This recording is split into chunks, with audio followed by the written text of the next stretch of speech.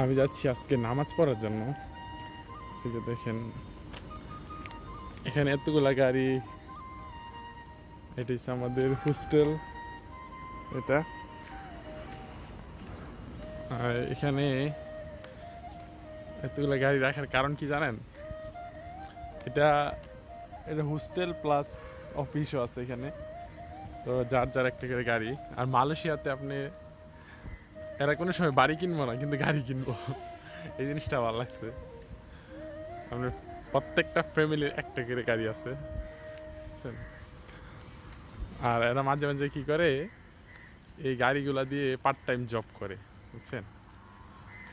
যখন বন্ধ হয়, বন্ধের দিনগুলা যেরকম বাংলাদেশে ফ্রাইডে আছে না, সেম। তো এই গাড়িগুলো দিয়ে এরা জব করে মাঝে মাঝে। এরা কোনো সময় কাজকে ছোটো মনে করে না। এই জিনিসটা আমার কাছে অনেক ভালো লাগছে।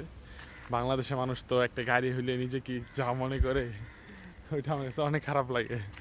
যাক, সবাই ভালো থাকেন। আর আমি তো নতুন, আমার ভিডিও কোয়ালিটি কেমন হচ্ছে একটু জানাবেন কমেন্ট করে।